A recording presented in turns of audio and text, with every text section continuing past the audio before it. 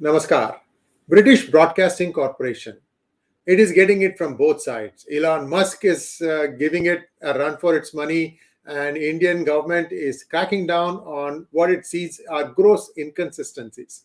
Are these things related? What happened to the voice of the world? There was a time in the 70s that African dictators would listen to BBC when they are traveling to know if there is a coup in their country, if they are being deposed or not. So that is how much reliable the BBC used to be. What has it happened? What has happened now? Why has it sunk to such new lows? To know all about this and more, Sumit ji is going to be joining us. But before we talk about BBC, our main topic, we're also going to talk a little bit about the recent encounter that took place, the reason for that, and so on and so forth. So let's welcome Sumit Peer ji. Sumit ji, namaskar and welcome to PGurus channel.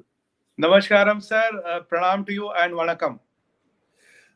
भाई साहब आप तो दिल जीत रहे हैं बहुत लोगों के आप वणक्कम कहकर vanakkam to you too Thank you, sir. Thank you very much, sir. Sumit ji, we have a main topic which is BBC, but then there is this trending topic about Atiq Ahmed. Who is this guy? He's supposed to be a gangster in UP. Looks like his son and accomplice shot down a lawyer, and this was a case on the killing of a BSP MLA. Give us a little bit of the importance of this and what happened. Take it away, sir. So what happened? Basically, this man, Atiq Ahmed, is a 3-time MLA, 1-time MP, but a known gangster, a warlord, a mafia of UP. So if you look at the profile of UP, there are 4-5 people of his profile, and Atiq Ahmed and Mukhtar Ansari are the two main gangs which were running out of. He is the man who was running out of Prayagraj, which was formerly called as Allahabad. And even one time he had defeated the BJP stalwart Murli Manohar Joshi. Now his main business was extortion, land grabbing, and things like that. That is how he used to make money. And there was a time when there was this Umeshpal, he dared to stand against his brother. So when he won, now what did I do to avenge that? How can you get into an election fray against my brother? They killed him. His name was Raju Pal. He was a BSP MLA. Now, after that, there was one, witness called Umesh Pal who stood by the gun. He said, "Look, I'm going to testify against this man." All other people walked out. In fact, let me tell you, there were 7 judges who refused to take this case. That was the kind of organized mafia with few hundred people he commanded. Then eventually he joined the Samajwadi Party, which is one of the political parties of India, of UP rather. And she said, to be very upfront and blunt, it was because of political patronage. It was because of Samajwadi Party. It was because of Mulayam Singh Yadav and then later Akhilesh Yadav. He could become so big because literally he was controlling everything. So he had the political power, he had the money power, he had the muscle power. It was the ideal combination to run a mafia raj. So this man was running loud and scout. Now eventually when Yogi Adityanath came to power, the first flag when he came to power, the first promise he promised was law and order. UP or Uttar Pradesh was called the Wild West of India. And there was a time when it was number 2 to Texas in terms of number of murders happening and all. So it was complete anarchy, complete mafia raj. So when Yogi Adityanath took over the helm of the affairs, he promised this, he promised law and order. And to tell you, 183 dreaded criminals have been shot dead so far. Unfortunately, we lost 13 policemen in the fray. So the UP, the complete landscape changed. Investments, it's number 1 investment destination for FDI, highest number of FDIs, highest number of Pradhan Mantri, Gram, Yojana and all that. So the complete landscape of UP changed after Yogiji took over. Now, this man, Umesh Pal, who was a lawyer, he was going to testify against Atiq Ahmed. Now, where is Atiq Ahmed? Atiq Ahmed is in a jail in Gujarat, and his brother is lodged in another jail. Now, before one day, at around 2 months back, on 24th February, if my memory serves me right, this year, a gang of around 8 to 10 shooters ambushed him outside his house, kill him on the spot, and kill his 2 police gunners, which were his bodyguards with the Sten guns. They were killed. So it was a film style, a Hollywood style ambush in which 10 to 12 shooters come and starts, putting bullets from all over and kill him on the spot. And one of the guy who was main culprit was his Atiq Ahmed's son called Asad. Ahmad. He was seen in clear videos and all. Then after that they fled, and and his wife is involved, his brother is involved. It was all done from the within the prison. So all kinds of what do you call unruly things were planned. This was a blatant attempt to challenge Yogi Adityanath's model of governance. And then on the top of that, Samajwadi Party jumped in and said, "Oh, this is what is happening in Yogi, in UP, Yogiji. Where is your law and order? How are people killed in broad daylight?" That day, Yogi Adityanath ji told him, "I will get this mafia to the soil. Nobody will be spared." Then the police started looking for them. In UP police, there was something called STF. STF is called the Special Task Force, which is assigned to get rid of these dreaded criminals. Then one encounter happened, one more happened. Their properties were confiscated. The bulldozers were used to dismantle their properties, and their finances were caught. Their properties were dismantled. Then finally, after the two odd encounters, there are around 8 which are major accomplices. Asad was number one because he thought he's the son of Atiq Ahmed. Nobody can touch him. He's above the law. He's above the IPC. He's above the Constitution of India. Who the hell can touch me? My father's name is Atiq Ahmed. That is the misconception he had. And finally, he was on run. Teams were sent to Nepal. Teams were sent to Thailand. Teams were sent across every location to nab him. But after the two encounters, now this man, today there was an intel that he is moving from one place to another. He, along with one more shooter called Ghulam, whose house was already dismantled. And for the record, Atiq, his wife, his brother's wife, and his own wife was seen with shooters. So the whole family is hand and gloves in this murder. So it's not only Atiq and the family is clean. Atiq's 2 sons are already in jail. Third son is Asad, who is killed, and other 2 are in a child remand home. That is the history of the family. His brother is in a jail. His wife is living in his brother's place, with his kids. So it's a complete mafia family, to be precise. Now, when UPSTF intercepted him, asked him to stop, they fired on UPSTF, and they were carrying imported weapons. One was a British-made revolver, another was again an American or some other. It is not a made in India, weapon. And in India it is very difficult to get weapons, and imported weapons are not allowed in India. So that is a very serious crime. They fired on the police. Police retaliated back, and they were killed on the spot. So Ghulam is dead. Usman is dead. One more, I can't remember, recollect the name, is dead. And now this is dead. There is one more which is left, is called Guddu Muslim. And there is one Shabir. There are 2 more who are still on the fray. I think they will be settled soon. And there is one sensational revelation here, Sri sir. Atiq Ahmed has admitted he has links with Lashkar-e-Taiba and ISI. Yes, so for yes. him, getting weapons is not a big deal. He can get any weapon. He can get money. He can get drugs. Because the weapons are being transported into India using drones today. So it's not smuggling across the border. The drones are being used. He has admitted, it's on record. I have links with them. That is how he got these imported weapons. That is what he could get AN-32s. That is how he could get this British-made revolvers and American-made pistols and what all not. So, and even his, I'll tell you one more thing. There was a raid on his office. I think 12 or 20 odd firearms, live cartridges, and a few $100,000, around $100,000 or $200,000 of cash equivalent to Indian rupees was in his office. And there were around 150 FIR. FIR is the first information report. That is a report of the crime aware against this man. So this organized mafia with political patronage and money and muscle power were literally dominating the UP. And Yogi Adityanath, the Honorable Chief Minister of UP, had promised that he will dismantle them. He will dismantle their structures. And today, an important step is there. The people of India, the people of UP are happy. Everybody is celebrating because the rule of law is prevailing. And if things used to happen like that, now who will go and testify against a criminal? Then nobody will dare to. And if these people think on broad daylight they can come and the government of India and the Republic of India is weak, that you can't be held to task, well, you are mistaken, because though so the opposition political parties are crying it's a fake encounter, oh, it's only this, all kind of allegations, which fly.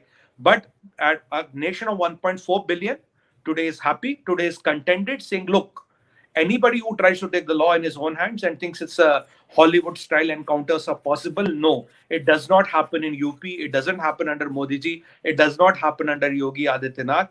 You will be dealt with. If you are Atiq Ahmed, you are Asad Ahmed, you are Amritpal, you are PFI, you are anybody for that matter. if you decide to take law in your own hands, the Republic of India and the might of India will handle you and put you in your place where you rightfully belong. That is the message which is loud, clear, and explicit, Sri sir. Sumitji, while you were saying all these things, you let one other important name out. Is Mr. Mukhtar Ansari related to the former Vice President of India, Hamid Ansari? Okay, Sri sir, there are speculations that he is related to former Vice President Hamid Ansari. I'm not sure on that. Some people claim, some do not claim, but the talk in the grapevine is he is related to former Vice President of India, Hamid Ansari. And you know the kind of statements Mr. Hamid Ansari has given after he was ambassador, after he was a diplomat, after he was a vice president, and after getting all the things which people like you and me can't dream in getting in India. He said, "Oh, Muslims are targeted. Muslims are being targeted in India, and all those kind of things." He has written a book and all that. So that is the level what we are talking here. And even with this Mukhtar Ansari, his son is an MLA from UP. MLA is a member of the Legislative Assembly, the local governing body of UP. And there's a famous video about him.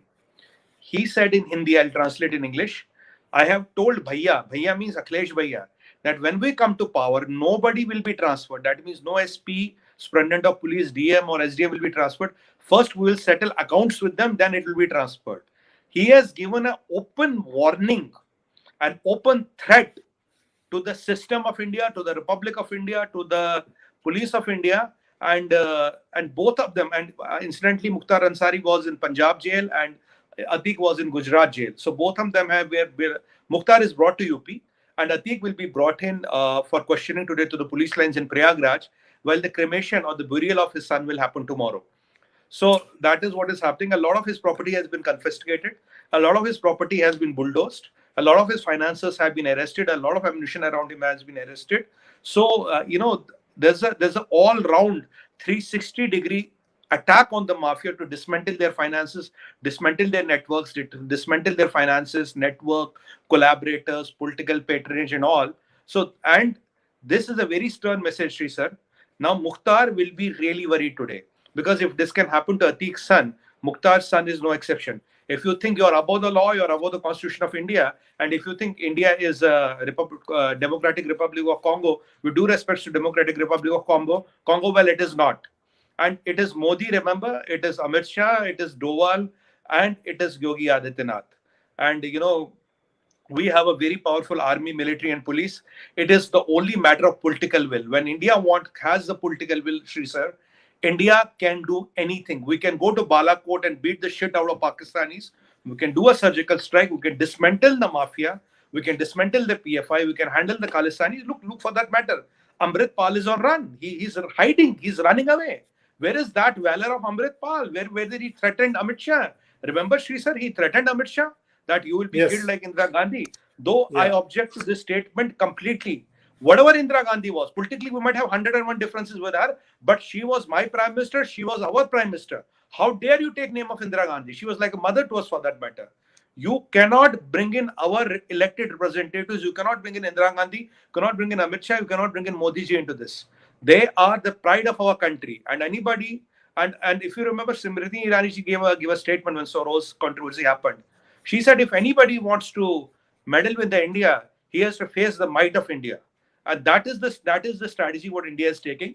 And this is the amply right and opt strategy what India should take. And this is how we send a message to our enemies. We mean business. It is not India of Manmohan Singh, it's India of Modi. Sir. Thank you for that. And now let's take a quick look at our main story. And it is about BBC. It used to be the voice of the world. People used to listen to BBC to know, oh, my country, there is a coup going on against me, some of the dictators of Africa. In fact, if you watch Yes Minister and Yes Prime Minister, it's a hugely popular show on BBC. It used to be, it take, pot shots at all these things very humorously. But now there is a funny problem that BBC has in India. This is what is more important and more interesting because it's being played down in the international media. Everybody deserves to know the truth. Sumitji, what is this I'm hearing that BBC has money disproportionate to what they require for their operations in India, and these are dubious sources, which is why the ED has now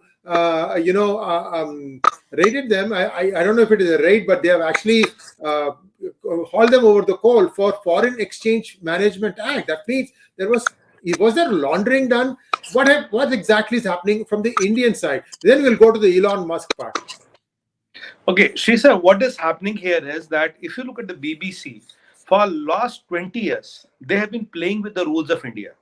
They have been playing with the Foreign Exchange Regulation Act, thinking that we are BBC, we are the Great British Broadcasting Empire, a corporation of the Great British Empire. We are above the law. These people have been our subjects for 200 years. How dare they ask us questions? And whatever we say, that is the gospel truth. And the world has to agree to it because it is the BBC what is saying, what you rightly said. So with that mindset, and incidentally, let me be honest, sir, the money to run the BBC comes from the government of UK. The TV licenses, which I think it's £8 per TV or per home, which they charge, yes. The money is given to BBC. So basically, the Britishers or you have to get a TV license. In India, I don't know what is a TV license. I had to read what is a TV license because the Great British had done it in UK. So when you get this license, this money is siphoned to BBC. So the paychecks, the expansion money of the BBC is paid by the British government. So if somebody tells me BBC has a free editorial policy, it will be the biggest joke of the 21st century. What free editorial policy? You are running on government money. You are government funded, aided organization. So now, what is the agenda you are running? That depends on the government which is in the power. What does the government want you to run? Now, if you see the international cabal, sir, now there was one thing which happened very recently. These BBC guys made a documentary 20 years, 22 years after the Gujarat. When the point to be noted here is Sessions Court or the lower court, High Court, Supreme Court and the SIT, Special Investigation Team, Supreme Court monitored for 22 years, have gone through thick and thin of this case, have called Prime Minister Modi, Amit Shah, and all several times, have really dissected this case. After 22 years, they gave a clean chit to Prime Minister Modi and Mr. Amit Shah and all. And Prime Minister Modi all along has said, I have full faith in the legal system of India. That is what happened during this. So when the things were settled, when it was done, and Mr. Amit Shah gave a very fantastic interview, he explained how this all happened. And I will be very direct with you. There would have been no Gujarat if the Godhra would have not happened. So people, when they talk of Gujarat, sir, they conveniently forget Godhra, where you literally, I don't know how to put words, where you literally roast around 60 odd car sevaks or the Ram Bhakts who were coming from Ayodhya. You shut down the bogie of a train and set it on fire. And if you go as per the interview of Mr. Amit Shah, sir, there was one lady who was carrying her daughter in her lap, right? 6-year-old daughter and a lady. Both had burned, sir. Both got burned. And Amit Shah ji told that I had to go and do the Antim Sanskar, the last rites as per Hindu religion of them. So imagine if you and me are there and we have to take a mother and a child in the lap who are burned down and have to perform the last rites. Imagine what will go through your heart. That is what we have seen. There no mistake, no provocation. They stopped the train, they put the fire, and they burned them out. And in UPA era, what happened? They said it was Lalu Prasad Yadavji was the rail mantri. He said it was an accident. Then later, a lot of people got convicted. A lot of people got this capital punishment also. Courts found them guilty. Now, incidentally, if there was no Godhra, there was no Gujarat. I'm not supporting Godhra or Gujarat. Both are wrong. Both should have not happened. But I want to put this on record and set the record straight. Look, when you talk of Gujarat, you have to talk of Godhra first. No Godhra, no Gujarat. Both are unfortunate. I don't want both to happen in India. But then they wanted to use this Gujarat to settle Prime Minister Modi. When everything got settled, when the opposition realized, when the cabal realized, sir, Modi is out of the hook. Now, how to get Modi into the hook? Because you have to stop Modi by 2024 anyway, kuch bhi karke, anyhow. So what a BBC comes with a documentary after 22 years, remember. Now, this is some of our reporters went there and they found, and they maybe they went to YouTube, they did a copy paste, put some, say, did some nice acting, nice editing, and put in the video and blame Prime Minister Modi. The moment documentary is out, Indian INB ministry banned the documentary in India, or kind of say we cannot let this allow in India. That's point number one. Second dimension, Mr. Rahul Gandhi. And incidentally, I happened to be on a debate on a national TV, and I had a Congress spokesperson with me. He said, Rahul Gandhi ji has told the truth has the ways of coming out. I told him, hey, brother, has Rahul Gandhi seen the movie or the documentary? He said, no. He said, Rahul Gandhi has not seen the movie or the documentary. How does he know its truth? So are you telling me the police of India, the paramilitary of India, the judiciary of India, Sessions Court, High Court, Supreme Court, SIT, CBI, IV, RAW, all are compromised? And BBC is the epitome of truth? Are you telling me that? No answer. How does your Rahul Gandhi know? How many people of BBC had come to India? How many years have you investigated? Let me tell you, Shri sir, if we do a small election survey, we need a few thousand people working for months to come up with a kind of an exit poll, or a kind of a predictable poll. Now, how many hundreds of BBC people were here? How many months or years did BBC spend here? How did they come up with? Answer is nothing. Answer is nothing. Now you will ask me a question, Sumit, what was the agenda? What is the bigger game plan? Bigger game plan was revealed a few days after, Shri sir. We had a meeting of all the DGPs. DGPs is Director General Police, the top bosses of the police of every state, with Mr. Amit Shah. And it is on record, sir, that all the DGPs said this documentary was ordered to be made so that first it can be used against Modi. Opposition can use it as a plank to shoot at Modi, to dismantle him from the elections. Thirdly, the dangerous idea, the most dangerous idea, sir, what I'm going to reveal now, that this would be used to radicalize the Muslim youth. So a young guy, 20 years, 20, 18, 19, 20, 21, 22, the plot was very simple. Look at this movie. This is what Modi did to your people when you were not even born. You should come and have a revenge. Incidentally, all the left-leaning colleges and college unions in India were showing them on projectors, including GNU, this infamous 𝙒𝙗𝙦 Ghosh and all. They were showing on projectors. If there's a movie, why does the left-leaning student unions need to show it on projectors? Why do they need to get students and show the movie? If it's a movie, it's anybody's choice. You want to see it or you don't want to see it. That is the sinister plan.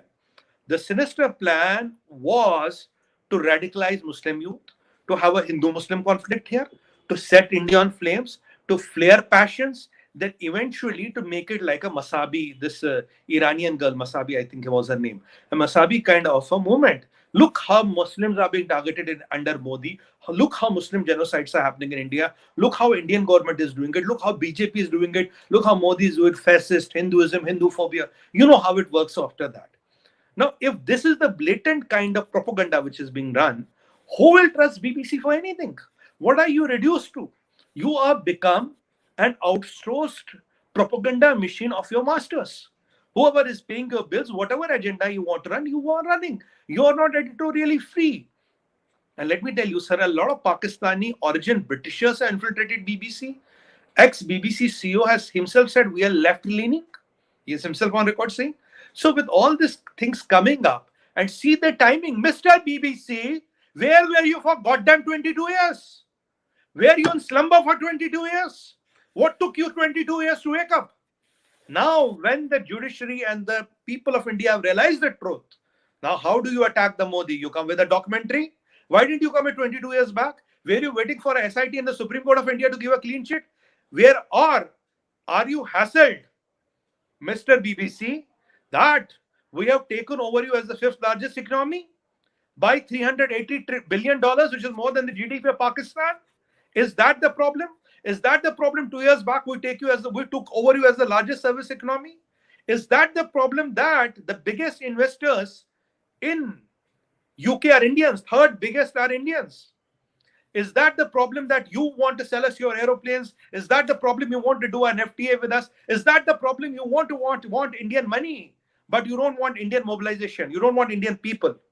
Is that the problem? Indian diaspora is very successful. Is that the problem? What happened in Leicester? You're not able to protect them. Is that we are able to protect the vandalization of Hindu temples? Is that the problem? Khalistanis are running free in your state, or is that the problem? All the Indian fugitives are handling,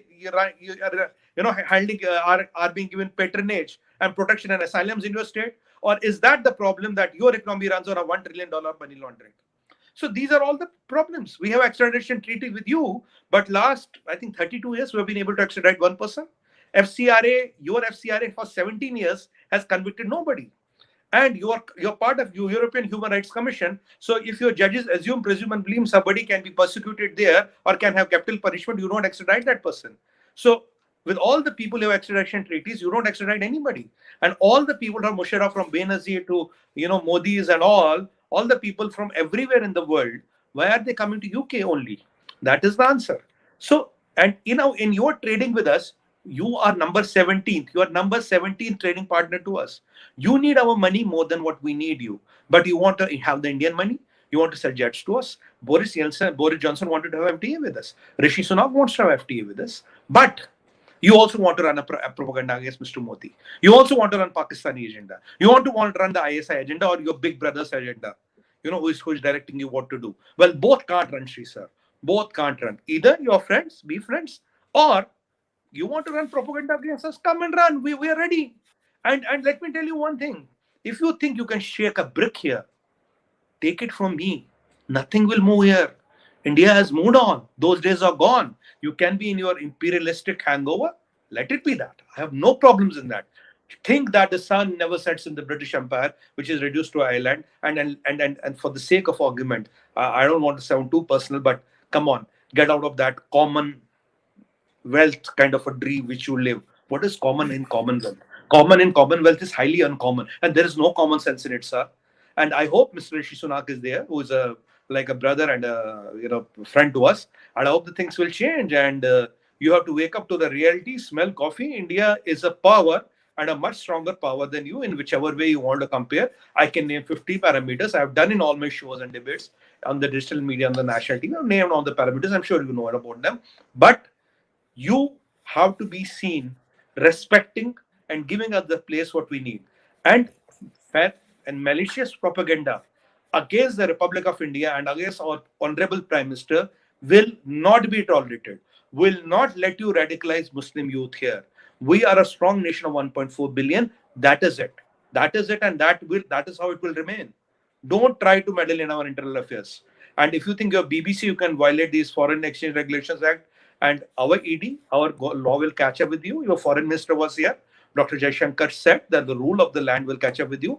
And you don't forget, it is the India of Modi. Here, things are not done in a Gymkhana club, or things are not done by some wheeler dealers. Here, the rule of law prevails. That is the reality of life. You have done tax evasion, allegedly. There are some serious foreign exchange acts. There are some serious foreign exchange manipulations which have happened. So I don't know what they are. I'm not in a position to comment on them right now. But as the ED will investigate with it, and all the things will come in public life, and our people, and your people, and your people, and the people who pay your bills will know what are you up to, what are your agendas, or what do you intend to do. And if you think India is Pakistan, you're sadly mistaken. It's not the case. Sir. Thank you so much, Sumit ji. That was something. I mean, you were in full flight. Dhoni hitting sixes off of every ball. I just want to add a few things, Sumit ji, to what you said, because this kind of complements all the information that we have had on PGurus channel. Viewers, there was one hangout I had with Pandit Satish Kumar Sharma, I think 2 or 3 years ago. But I remember one line very clearly. What he said. He said in United Kingdom, there are the British and then there are the English. The British still live in that era where they think that they used to rule over India and many other colonies, and that mindset, that arrogance comes through shiny. And he was literally referring to the BBC at that point of time. Now, BBC's wings have been clipped considerably since that time. I am told that the regional language broadcasts have been brought down dramatically because they are not making any money. Also, I want you to look at one of Arif Ajakia's hangouts where he said, it's a monologue, he said that the British BBC had sent somebody come and knock on his door and say, "You have a TV, you have to pay the BBC tax." So he talks about this. So, but he was saying, no, I don't watch BBC. It doesn't matter. You have a TV, you have to pay. That was a licensing fee thing that they were trying to, enforce. So times have moved on. Now there are, like, BBC is just one of hundreds of channels that are available on your set-top box today. So this mindset adjustment needs to happen. So that is one part. There was another interesting thing that was happening. Looks like Elon Musk had tweeted out saying that if the BBC wants to come talk to me, they are welcome. And suddenly a BBC reporter showed up at the Twitter headquarters in San Francisco. And then this just became a talk. I listened to some parts of it. And the thing that really stood out for me was that, actually two things stood out. One was Elon Musk put the reporter on the spot and said, tell us what we did wrong.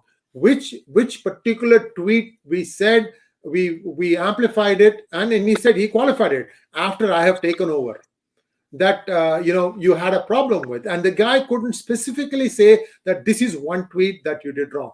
All he kept going back was, you had so many employees, you have fired practically 70% of the people. Then he turned the thing around. Elon Musk turned the thing around. He said that I had 4 months of operating cash.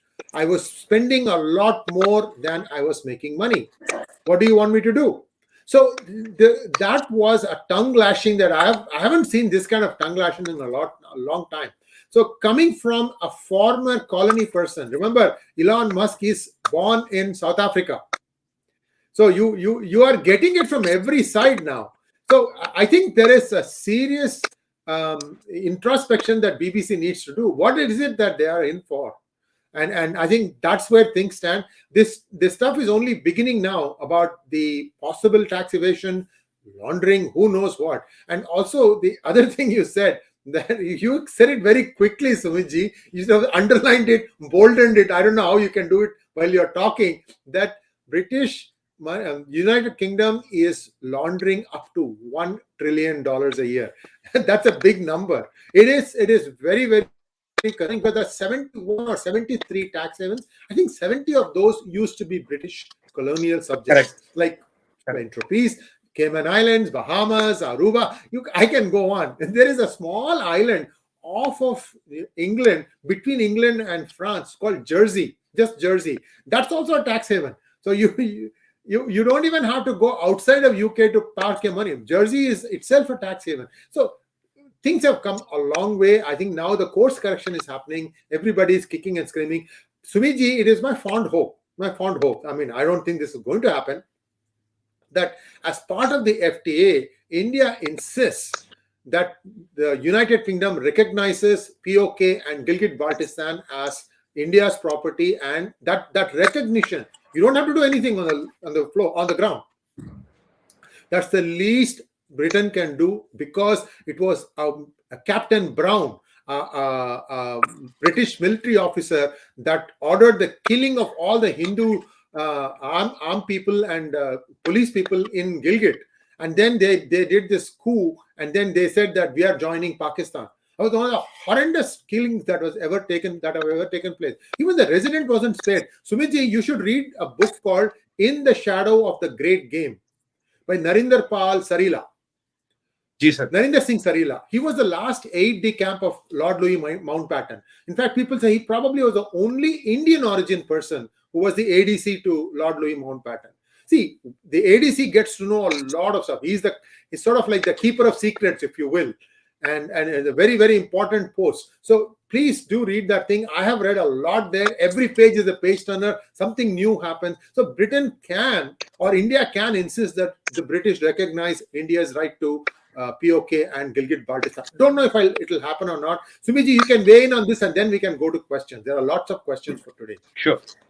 So I want to make 2 or 3 important points before I get to that. It's very important to set the record straight. And I have no remorse in telling that. First of all, we know Hitler for what he did, right? Hitler did what he did, and we all know him, and we all curse him. He was a very bad guy. No problems. Germans have kept those camps and concentration camps there so that the mistakes are not repeated again, and let the world know what happened. Sir, Mao killed maximum number of people in the world, 60 million. Greatly forward cultural evolution. Next was Hitler. And you know who was number third? Number Winston third was Churchill. Winston Churchill. Yes. Great Bengal famine. 4 million Indians dead. 40 lakh log. Calcutta's streets were filled with dead bodies. And what did you do? You diverted our food to your fighting armies.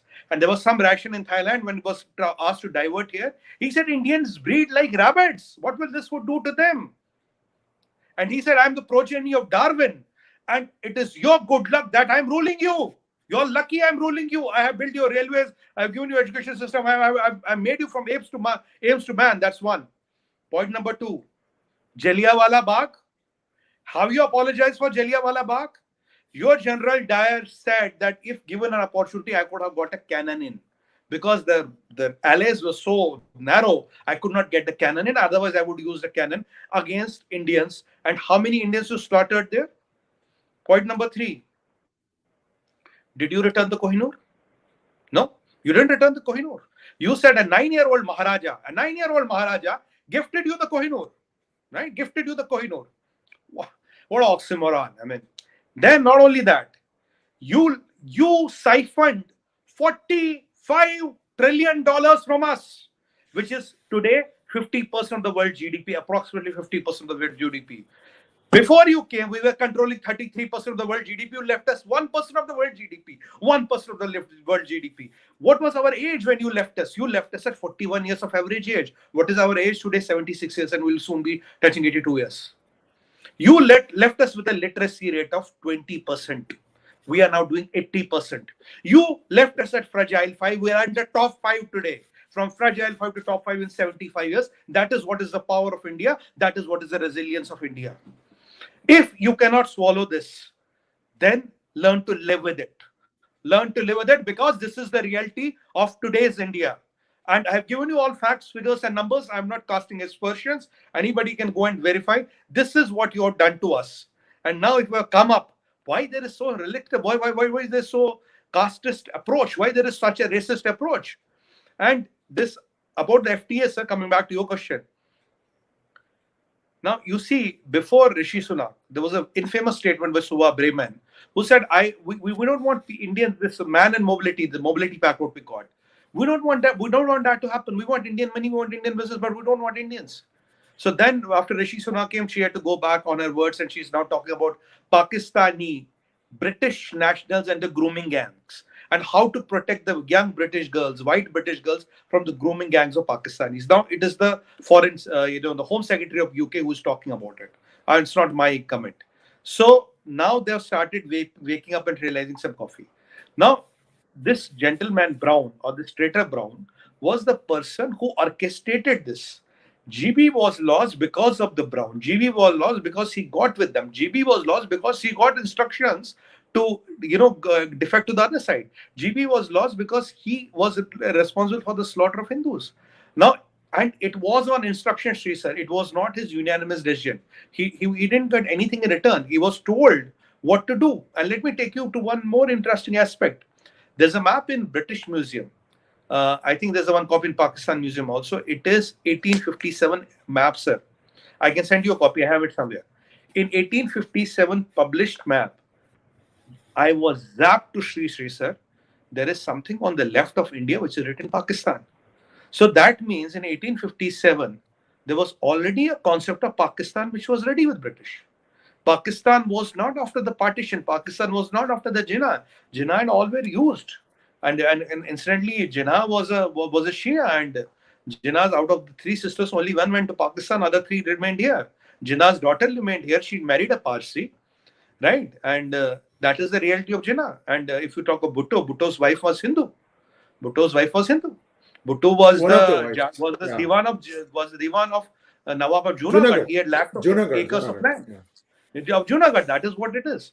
So the problem is not only this. After all the data I've given you, they orchestrated this revolt. They made us lose territory. Because why I'm saying Brown was used? Because the Brown was used because in 1857 you already have a map which talks about Pakistan. Where on earth did the map of 1857 talk about Pakistan?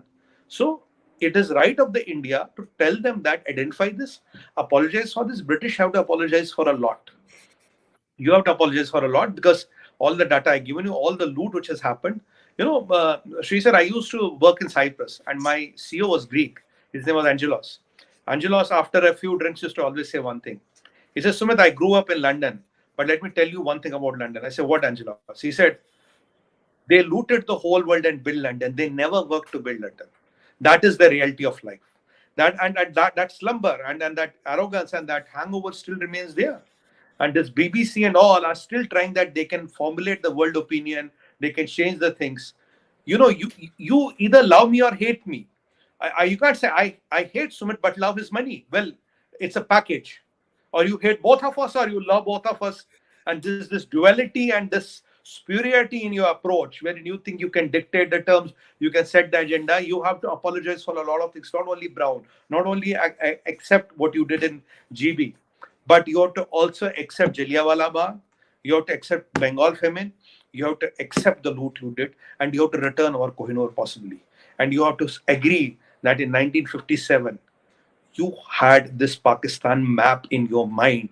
You wanted India not to progress. You have done everything for India not to progress. And one thing I want to tell you very sure. Today's India can live without you.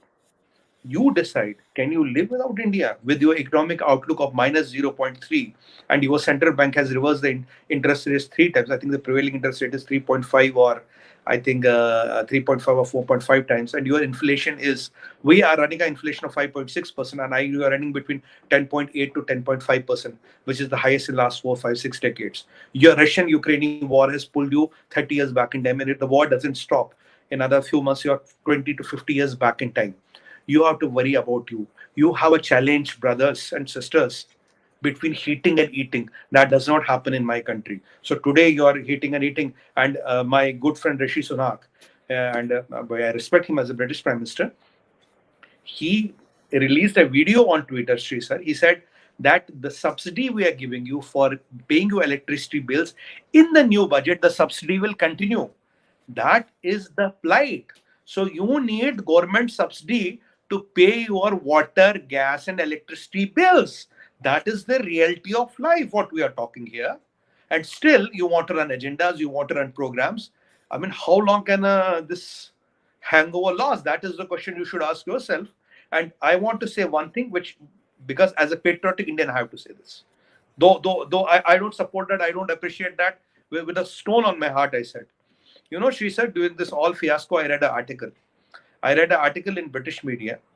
According to that article, and which is only the tip of the iceberg, it was written that more than 200,000 British women and young girls and all had to sleep with their landlords because they could not pay the rent. This is British media. I'm not casting aspersions. This is the reality of life. And now, where is this arrogance coming from? Where is this hysteria coming from? I mean, for the sake of God, I have not heard of ecstasy to cocaine which lasts for so long. So God only knows what you are on. Yes, indeed. A lot of questions and things for the British government to ponder. I think this is going to go somewhere. The FTA will be signed, in my opinion. But we have to see where the line is going to be drawn. But I'm happy to see that India is beginning to assert itself now. It's not like, okay, we will not look at that. We will not look at all the dirt and squalor. We'll only look at the bright side and move on. That has stopped now. And I think Correct. even the United States is finding it difficult these days that, India is actually saying no to us. That, you have to get used to it. Attitude adjustment will take place, and it is taking place. So viewers, on Saturday, Sumitji and I are going to talk about some very serious matters. How prepared is India for a long war, not short skirmishes where hand-to-hand combat happens. That is a slightly different theater of operation. But if there's a full-fledged war that takes place, breaks up between China and India, how well is India prepared? How long can India fight? What are the pluses and minuses? We are not army experts. Sometimes what happens is, if you bring in army people, they'll get into more technology, saying that this particular weapon can hit that particular weapon. Well, that is the next level. That's when it gets really serious. Right now, we're just going to take a look at it, like a 20,000 foot level, how things are going to go. So that we'll do it on Saturday. But more importantly now, Sumitji, we have had a lot of information exchange today. Believe it when I say this, Sumitji, this particular video probably be watched more in United Kingdom than in India or in United States. Thank you, sir. Sir, these are mere facts. And facts at times might sound bitter. It might be a very sour medicine to take, but it's a reality. And if my country and my Prime Minister is being attacked, and as a patriotic Indian, I'm just a speck of grass in when you took out 1.4 people, but we all will retaliate in the same way. Because this is my country, this is my Prime Minister, this is my land, this is my Janam Bhumi, this is my Karam Bhumi, and we will retaliate. There's no holds bar. And just one small clarification, I'm not 100% sure one of Bhutto's wives was a Hindu. His mother definitely was a Hindu. His mother. I said not his wife, sir. His mother was Hindu. Hindu. Bhutto's mother. So what he would do is at every step of the way, he will try to be more Muslim just to establish his Muslim credentials. Correct. This guy was a crackpot. And anyway, long story. I mean, we will just not go there. Growing up as a kid, I used to be aghast at how softly India used to handle Pakistan. Sumitji, it was something else. Anyway, let's not talk about that. Let's take some questions now. 45 minutes into the program, I didn't know how time flew. Kamalak Shinoy wants to know, Sumit sir, when can we see Modi administration working on lines of Yogiji by punishing culprits of National Herald, 2G, CWG, coal, bank NPAs, INX media, etc. by allowing investigations and justice to happen? Sir, namaskar. The first thing is that, you see, the work is already happening. I'll give you a few examples. You see, when it is a state, we have this nefarious, in my personal opinion, I believe dreaded criminals and terrorists have no human rights. And this is the idea I've been propagating on various medias and various TV channels. And because they have to be handled in the same way, and that is what is Yogiji doing in UP, because that's how UP is run. But here, the people you're top creating, they're sophisticated operators. They don't carry guns. They are not mafia. They're not involved in criminal writing. They are involved in much bigger crimes, and it's a cabal at work. Now, what are we doing in India, sir? First of all, our National Investigation Agency, NIA, will have office in every district. Last time we talked about 72,000 kilos of ammonium nitrate and 81,000. 27,000. 27,000. Yeah, 20,000 kilos of ammonium nitrate and 81,000 detonators. That was caught by NIA. A lot of success in India is happening by NIA. Let me give you some figures on ED. In the time of UPA, ED confiscated around 6,000 crores, which is less than a billion, around $0.8 billion of properties. Under Modi ji in last 9 years, it is 125,000 crores. 125,000 crores is approximately 12 to 13, is around, how much? Is around 17-18 billion dollars USD. What are the confiscations has happened? So NIA in every state, ED is getting empowered.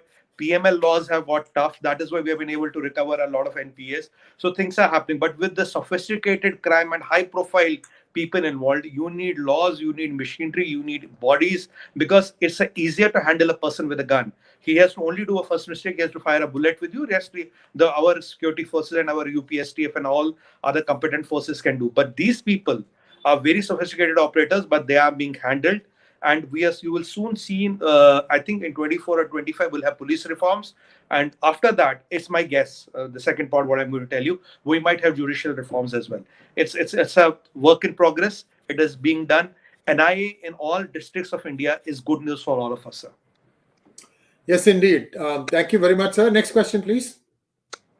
Arindam Ghatak wants to know, sir, I know this question is irrelevant to our discussion today, but I will ask it anyway so that I can educate fellow Indians and Pakistanis. What is the Indian name for Aksai Chin? Well, sorry, I can't. Gosthana. Gosthana. Gosthana. Gosthana means the place where the cows reside. Just like Pakistan, Gosthana. And it is believed that the plains were very good grass. It used to grow there. Although now I think because of this place is a very relatively youngly formed earth. So there's a lot of earthquakes and shifting plates. So water that used to flow through so many of those regions has stopped flowing. So many of those things have become dry. At the same time, the 𝙤𝙬𝙤𝙀 was, before all these things happened, it's written in history what that area is described as 𝙤𝙬𝙤𝙀. Rahul Rathod wants to know why India is unable to create its own Twitter, Google, other social media, etc. Can it be possible to heavily regulate and tax these entities and allow domestic network to grow like Bhim, UPI, etc.? Sir, let me answer you, Rahulji. Namaskar. First thing, sir, we have an alternate to Twitter, that is 𝙒𝙂. And to tell you, 𝙒𝙂 is the next blogging site after Twitter. Now to YouTube, we have an alternate called Public App. They are going fantastically well. And we have already built our Android iOS Android system for our mobile phones. We are working on our iOS, which will be something like a Microsoft or something like a Microsoft OS. So a lot of things are being worked about. But right now, and if right now 𝙒𝙂 is only allowed in a few countries, and I'm very sure when the 𝙒𝙂 is ready and we allow it across the whole world, in my humble opinion, it will take as a Twitter as the most powerful blogging site. So we don't want to go like China by banning things. We want to create things which are much bigger than them. So today, if you look at UPI, it's a phenomenal success. If you look at our intelligence software, if you look at our CoWIN, if you look at our, a lot of other things which are phenomenal success. Now, even I have something important to share to you. What? Uganda has come to us for Jal Jeevan Mission. Our Jal Jeevan Mission, which is the water to every household, is such a success. Uganda has approached us, and a lot of we have given a go to Uganda, and a lot of African countries will be giving our technology to ensure that they get clean drinking water at their homes at a very affordable prices. So India is doing things. It's a matter of time. We'll have everything of our own. And let me give you one speculation. Don't quote me on this. There is a possibility, sir, as per my sources, that India might be doing one or two very high profile acquisitions in California, in the heart of Silicon Valley, in the heart of IT of United States of America. I don't know what, I don't know when, but there is a very strong I don't know how to say it in English. This is a very strong grapevine steam which is in the air, and that is all of what I can share right now. So let's wait and see what happens. Yeah, let's wait and see how that goes. Next, R.K. Rao, thank you so much. Next question, please. Magnet Ranga wants to know, Namaste Sumitji, pleasure to see you, sir. Yogi Raj is doing things fairly well to cleanse UP. But for someone like Yogiji to succeed, the police force needs to be supplemented well by the legal system, which sadly needs a lot of reforms and changes. When and how can this happen? Rangaji, namaskar. Sir, as I told you that, NIA now, and let me add one more thing. This is my source-based information. I suspect, and what my sources say, that NIA today does not have NIA, ED, and income tax might get the powers to arrest. Today, they don't have the powers to arrest. So they have to involve the local police and all. So that is one major change which might happen. Second is police reforms are on the way. Third is that with new UAPA, they have got a lot of immunity and powers. But what India needs is something like a Patriot Act. And I've been shouting my lungs all over, and I've been very direct on that. We need something like a Patriot Act where we can take them out before they take us. But the thing has started, and the good thing that we are a vibrant democracy, like Ranga sir, you are appreciating what Yogiji is doing. Like this is the mood of 1.4 billion people. Trust me, sir. This is the mood of 1.4 billion people. And when the mood is like that, in a democracy, you have to comply to people's wishes. It is not an option, do I comply or not? That is what the mood is. The wind is on that side. You have to align your mast. It's as simple and plain as that. Today, if I talk of some two stalwarts, I mean, Modi ji, Amit Shah, Ajay Doval, Dr. Jaishankar and Gadkari ji and Rajnath ji, forget that. Those we know. If you talk of the two chief ministers which are in talk today, one is Babaji, which we call Yogiji, we call him Babaji. One is Babaji, and second is Hemant Biswa Sarma. So if you talk of these two people, the kind of things they are talking, and they are talking tough. You see, I'll give you an example. This Hanuman Jayanti and Ramanavami, nothing happened in UP and Assam. Though Assam has 35% Muslim population, UP has around 20, 18, 20, 22%. Some of the districts are completely Muslim dominated. This is the power of governance. I have been telling this. Why do things happen in West Bengal under Mamta Didi, where she is the home minister, where she is the chief minister? Why things do not happen in UP and why things do not happen in Assam? That is the answer. But the moods are changing. Yogiji is becoming a benchmark, which is very good for India. And in my opinion, my personal opinion, I see him as a future candidate, very strong candidate for one, somewhere down the line. I don't know when, a possible home minister of India as well. So things are going in the right direction. This is what India needs. Because as India, we have to reach 50 trillion, sir. And before I die. So I have some good years left. So I hope by that, before that, we reach that. That is the objective. And these all things I see as hurdles. We as a nation will cross the hurdles. We seem to have momentarily lost him. I don't know. Sometimes it is my internet connection that does tricks. Right now, I think you're back. Go ahead. Okay, I was saying that as an India, we have to go to 50 trillion. I want it to happen before I die. So I have still some years left. So these are all hurdles and obstacles we'll cross. The government is there, the political will is there, and the mood of people is there, sir. Ranga sir, what is important is people are not happy with what it used to be before. I will use a Hindi ka word. There used to be an attitude in India, chalta hai. Oh, it's okay, it's okay. Now that chalta hai, nahi chalta hai. Now that chalta hai attitude no longer chalta hai. We want it delivered. I'm happy that you as a person are appreciating Yogiji, and everybody across India is appreciating Yogiji, because this is the mood, this is the sentiment, this is the way to make the country great, and we are on the right path, sir.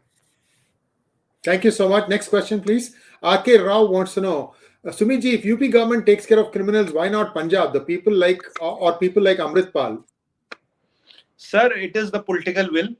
It is a political will. It's as simple as that. It's not that Yogiji did not have political pressure. It's not that it is not going to be a poll fiasco. It is going to be a big political storm.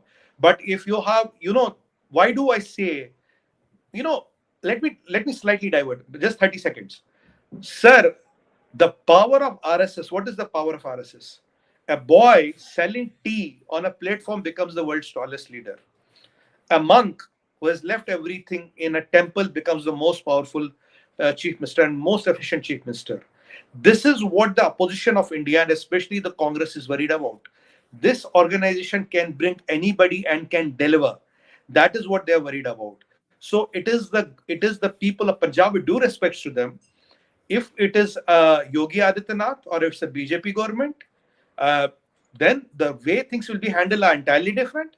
If it is a Aam Aadmi Party government, you might get some bijli pani free, but then the things which are handled on the ground will be different. People get the government what they deserve, sir, with due respect to their choices. I'm not kind of casting aspersions here, but at the end of the day, people elect the government. You have to elect the right set of people to the power, and things will be delivered. And when the people who have the track record of delivery, I think they're the most trusted people. Then you have to make a choice. What do you want? You want a free bijli pani, or you want this rule of the law to prevail? It's the political will, sir. To put in one answer, it's the political will. And if our government has the political will, they can even do it. But if they have political compulsions and limitations, they might not be able to do it. Next question, please. Dilip wants to know, being a UK taxpayer and BBC license fee payer, I've often raised written requests to BBC on many subjects, but I always receive generalized answer. I'm sure they know what they are doing. I think you meant I'm not sure. Dilip, this is a comment more than a question. Maybe you can rephrase it and ask us what the question is. Let's go on to the next question, please. Krishna Aital wants to know, sir, when will India renounce constitutional secularism and declare that the religion of Bharat is Hinduism? Thank you. Sir, let me clarify this. There is a technicality and a practicality. What is the technicality? Technicality is because, secular and socialist was a backdoor entry into constitution. You know the story. I will not get into that. What is that? That is technicality. We keep it aside. What is practicality? With more than 85% of the Sanatani population, Hindu population, we are a Hindu country. We are only at the level of a constitution. We are a secular nation. And India, and this is I'm saying with a lot of respect and a lot of responsibility, sir, India will continue to be secular, not because of the constitution, but till the time Hindu, like you and me and all, choose to be secular. If Hindu tomorrow does not want to be secular, India will not be secular. It will become a Hindu Rashtra. And for the practicality, we are a Hindu Rashtra. With 85% of the Hindu population, we are a Hindu Rashtra. Constitution level, we are secular. And with due course of time, and as the things change, and as the Hindu vote starts consolidating. These are matters of technicality, as by a back door, you could insert this, and there is a front door, it can go out. There is nothing. And by the way, Hindu Rashtra doesn't mean that there will be no rights for Muslims and other minorities will be second current class citizens. That's not right. Hindu Rashtra means Ram Raj. Ram Raj means where everybody is equal opportunities, is growth, development, appeasement of none, development of all. Sabka saath, sabka vikas, sabka vishwas, and sabka priyas. That is Ram Raj, and that's work in progress. It will be done, but there's a lot of baggage of 65 years, sir. We need some more time to get rid of dilemmas. And let me tell you, there are a lot of political landmines, and God only knows where these landmines are kept. 65 years out of 75 is a lot of time, sir. Next question, please. Thank you so much, 𝙒𝙬𝙤𝙬. Thank you so much. Next one, he has a question also. Why are most of the Indians de Hinduize and become more white than the Westerners? Sir, this is a question, I'll answer in one part. I have lived out of India for around 12 years, traveled more than 80 countries, I have 11 passports filled with stamps. One thing I can tell you, one thing is the civilization and the country or the culture which is not proud of its history will never look into the future confidently. We don't know our history. We don't know the power of Sanatan. We don't know the power of Sanatan Dharma. We don't know our, how great we have been scientifically, medically, how advanced we were. Like a lot of people don't know 200 years back we were controlling 33% of world GDP. When you know that, you will take pride in what you are. You will exhibit what you are. So read your roots, read your culture, read your things. And let's not imbibe what the Westerns want to give. So we do respect for their culture. I am not saying we should not respect their culture, but I have my own culture, which is I am proud of, and I'm really proud of that. My chest swallows with pride, and I respect your culture. But your culture is not dominated by mine. But the fact remains, a civilization and a country, sir, 600 to 700 years of Muslim invasion and rule, 200 years of British rule, 900 years. It will take a bit of time.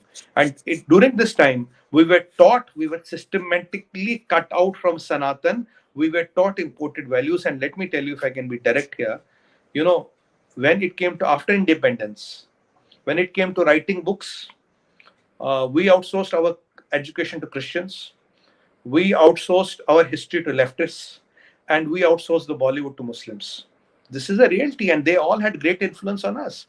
So it will take time to get out of that. I'm happy you are coming out. As a matter of fact, if I'm getting their questions, it gives me a lot of pride, a lot of hope that we are on the right way. It's like if I get a blood test done, why do I want to get a blood test? Because I want to fix the problem. If I don't want to fix the problem, why the hell should I get my blood test done? So if we're asking these questions and talking about it, I see great hope. And I see people like you as the hope. And it's a matter of time, sir. We are reaching there.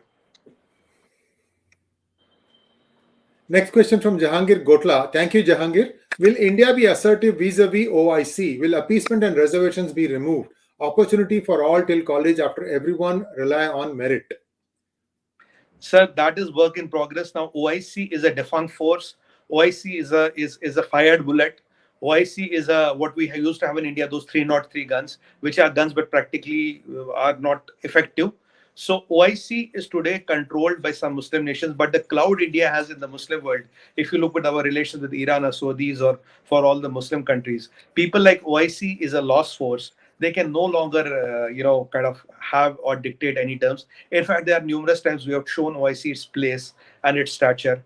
And we have told OIC, look, you have no loci here. We have the world's second highest Muslim population, and it is growing. And is the only country after Indonesia with such a big Muslim population, yet peaceful, progressing, developing, and exerting. That is the difference of India. Look at Yemen, Syria, Algeria, Morocco, Mauritania, Pakistan, Afghanistan. Who is killing each other? Who has ISIS killed the maximum? Who has Taliban killed? Who is Tariq-e-Taliban? Why was Operation Zarb-e-Azab launched?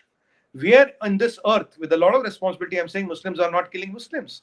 Muslims are killing Muslims. There's a turmoil in the Islamic world. That's the reality of world. We have to realize. In Christianity, there have been crusades, but there has been also renaissance. But unfortunately, in the Islamic faith, we don't see a renaissance now. But here, India is a different culture. And as per the US Secretary of State, the maximum number of religions live in India and they live in harmony. We have problems here and there. I'm not saying we have no problems, but in due course of time and by the kripa of Mahadev, Lord Bhagwan Sri Ram, we are able to control the maximum things. And that is what our motive is. Though the cabal and the forces which don't want us happy, they are looking at these cracks and want to make them fissures and voids. And our job and our duty is to seal them. India is exerting, India is growing. But, sir, when you have a bigger problem, a band aid is not a solution. A proper stitches and a bandage and a recovery time is required. What is work in progress, sir? Thank you so much. Ishan wants to say only BJP in 2024. Thank you, Ishan. Next question, please. Ishan wants to also have a question answered. Sumit sir, what is your opinion of Annamalai? Oh, Annamalai is a fantastic person, and I have not met him personally, but what I've heard about him and the people close to him, he's a very dedicated, young, bright, smart chap, and he knows business. He's not scared.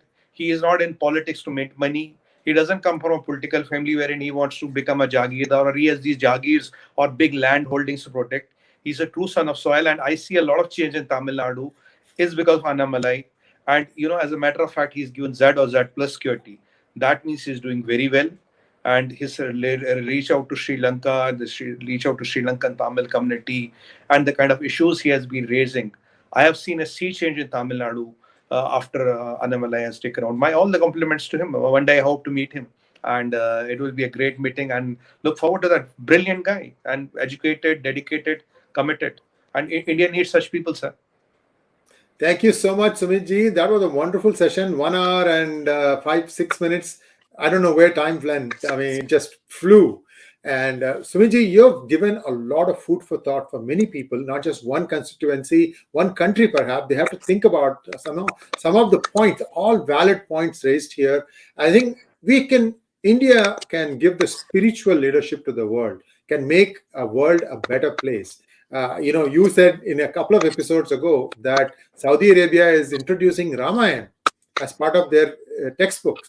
And see, if you start looking backwards, what was the biggest export from India in the 1300 years when the Muslims kept attacking India? It was women.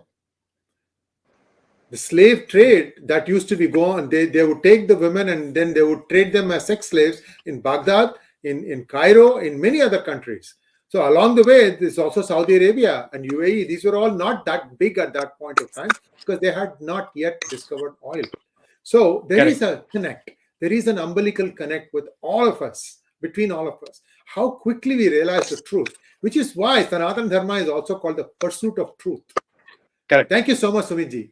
Namaskar. Sir, I want to make one last sentence. Sanatana Please. Dharma is the only one which talks from economy to ecology in the same breath. There is no other school of thought, no other dharma, no other cult, no other tribe on this planet Earth which talks in the same breath. Economy and ecology, that is the beauty. If you don't balance the elements will throw you out.